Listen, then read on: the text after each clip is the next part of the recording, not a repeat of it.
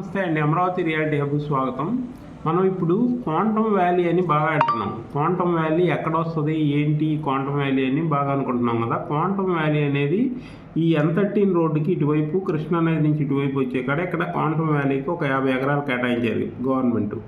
Already ఇక్కడ రేపు జనవరిలో అంటే 2026 జనవరిలోనే ఇక్కడ ఓపెన్ చేయాలనేది గవర్నమెంట్ ప్లానింగ్. ఇందులో IBM, TCS, L&T అనే కంపెనీలు ఇన్వెస్ట్ చేస్తున్నాయి. ప్లస్ ఇంతే కాకుండా ఇక్కడికి వచ్చే అంకుర కంపెనీలకు కూడా 1000 కోట్ల దాకా ప్రోత్సాహాలు ప్రకటించింది గవర్నమెంట్. ఈ క్వాంటమ్ వ్యాలీకి డిజైన్లు కూడా రూపొందించారు. ఈ డిజైన్లను కూడా సీఎం చంద్రబాబు నాయుడు గారు ఆమోదించారు. ఆ డిజైన్లు మొత్తం ఇప్పుడు ఆన్లైన్లో ఉన్నాయి. ఆ డిజైన్ ప్రకారం ఇక్కడ బిల్డింగులు తయారవుతాయి. ఇంకా వీటికి ఇన్ఫ్రాస్ట్రక్చర్ డెవలప్మెంట్ అన్నీ L&T వాడు తయారు చేస్తాడు. ఈ ఏరియా మొత్తం డెవలప్ అవబోతుంది.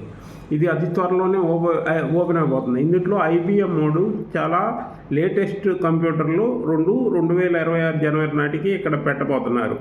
ఇది కూడా చాలా మేజర్ ఇంపార్టెంట్ అయింది. ఎందుకంటే ఇండియాలో ఇలాంటిది ఎక్కడా లేదు. మన ఆంధ్రప్రదేశే ఫస్ట్ స్టార్ట్ చేస్తుంది. ఈ క్వాంటంలోనే మంచి ఎక్స్పోర్ట్ చేయాలని, దాదాపు 5000 కోట్ల హార్డ్వేర్స్ క్వాంటమ్ వ్యాలీ నుంచి ఎక్స్పోర్ట్ చేయాలని ప్లాన్ చేస్తున్నారు.